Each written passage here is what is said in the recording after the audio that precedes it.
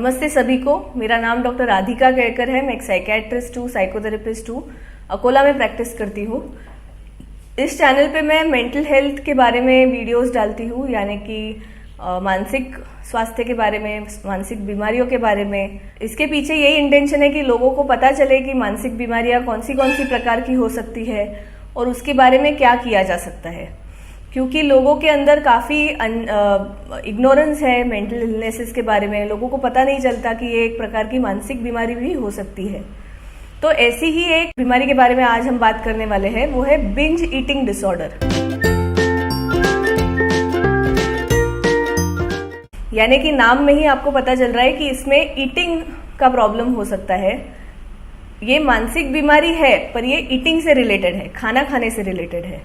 तो यूजुअली जब भी इंसान कोई खाने के बारे में अलग बिहेव करता है तो हमें समझ नहीं आता कि ये मानसिक प्रॉब्लम भी हो सकता है, स्ट्रेस भी हो सकता है, एंग्जाइटी भी हो सकती है।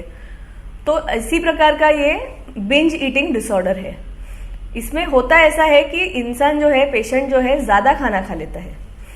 तो उसके बारे में हम डिटेल में बात करेंगे। उसके पहले ये जानते हैं कि किनको ये होती है बीमारी।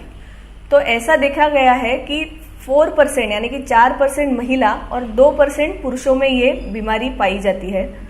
ऐसा भी देखा गया है कि जो ओबेस लोग हैं, यानी कि जो मोटापे से सफ़र करते हैं, उनको ये उनमें से 25 लोगों को बिंज ईटिंग का प्रॉब्लम होता है। और एक स्टडी है जो कहती है कि जो सीवियर ओबेस होते हैं, सीवियरली ओबेस होते हैं, उनमें से 50 to 75% लोगों को बिंज ईटिंग होती है। यानी कि बिंज ईटिंग का जो प्रॉब्लम है वो ओबेसिटी से रिलेटेड है। जिनको भी मोटापा है या फिर मोटापे का प्रॉब्लम जिनको है, उनमें ये काफ़ी कॉमनली पाई जाती है कि वो लोग खाना खाने का जो पैटर्न है वो बिंज टाइप का होता है। यानी कि कम समय में बहुत ज़्यादा खा लेंगे, फिर डाइटिंग करेंगे, फिर बहुत कम खाएंगे, फिर ऐसा एक दौर आएगा जिसमें बहुत ज़्यादा खाना खा रहे हैं। तो ऐसे जो एपिसोड्स आते हैं उसे हम बिंज ईटिंग डिसऑर्डर ये कहते हैं, अगर वो क्राइटेरिया में फिट होता है तो उसका क्राइटेरिया उसमें 5-6 पॉइंट्स हैं। उसमें से हम एक एक करके मैं बताऊंगी कि पहला सबसे है कि जो इंसान है, पेशेंट है, वो बहुत ज़्यादा खाना खा लेता है कम समय में। यानी कि 1 या 2 घंटे में जितना नॉर्मली लोग खाना खाते हैं उससे कई ज़्यादा खा लेता है। और इतना खाता है कि पेट बहुत ही भर जाता है, इतना फुल महसूस होता है कि अभी कुछ भी ज़्यादा मतलब पानी भी पीने की जगह नहीं है। इतना फुल होने तक वो खाते रहते हैं पेशेंट। और एक जो बात है वो है खाना खाते वक्त कंट्रोल नहीं कर पाते। अगर कोई जंक फूड खा रहा है, यूजुअली ऐसा होता है कि जो बिंज ईटिंग करते हैं वो हाई कैलोरी डाइट पे होता है। यानी कि हाई कैलोरी जो भी चीज़ें होती है, यानी कि जंक फूड यूजुअली समझो तले हुए चिप्स है या फिर केक्स है जिसमें हाई कैलोरीज होते हैं, उस पे बिंज किया जाता है यूजुअली। और कंट्रोल नहीं रहता, मतलब अगर 2 भी पैकेट चिप्स के खा लिए तो तीसरा भी फोड़ने का मन करता है, तो कंट्रोल नहीं रहता। ये एक बहुत ही इम्पोर्टेंट पॉइंट है। दूसरी जो बात है वो है कि बहुत ज़्यादा खाते हैं जब भूख भी नहीं है तब, क्योंकि उनको टेंशन आया हुआ होता है और स्ट्रेस के अंदर जब भी भूख नहीं है तो भी खाना खाने से उनको अच्छा लगता है। इसीलिए जब भी भूख नहीं है तो भी मूड खराब है तो वो ज़्यादा खा लेते हैं। ये है दूसरा पॉइंट।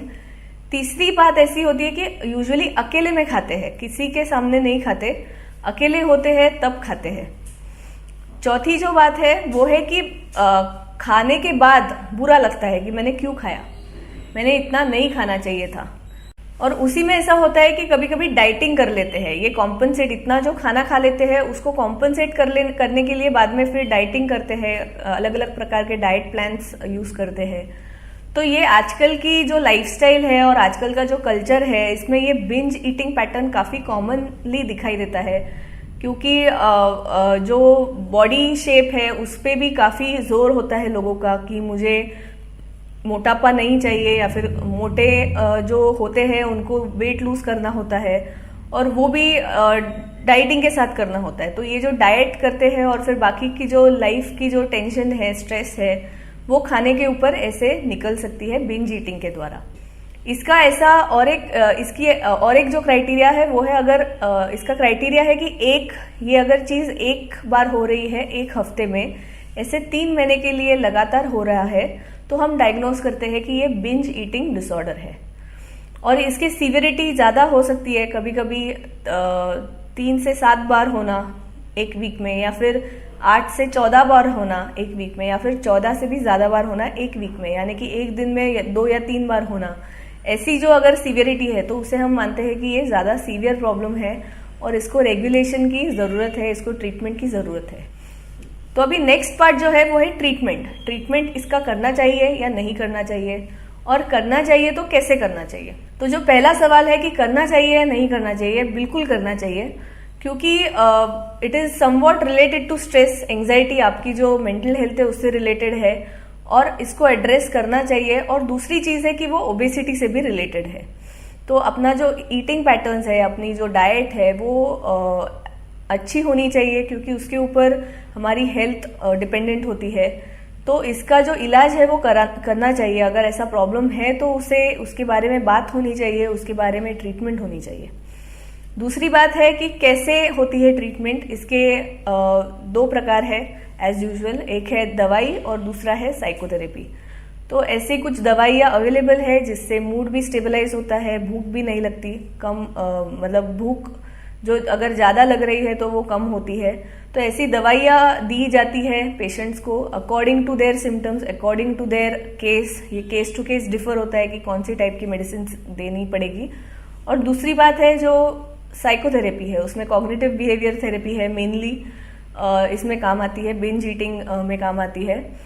तो ये काफ़ी एक इम्पॉर्टेंट इशू है आजकल की दुनिया में, क्योंकि खाने के ऊपर काफ़ी लोग ऐसा एक्सपीरियंस करते हैं कि कभी कभी कंट्रोल नहीं रहता खाने के ऊपर और ज़्यादा खा लेते हैं। तो अगर ये आपको अगर अच्छा लगा हो तो ज़रूर इसे शेयर कीजिए और लाइक भी कीजिए।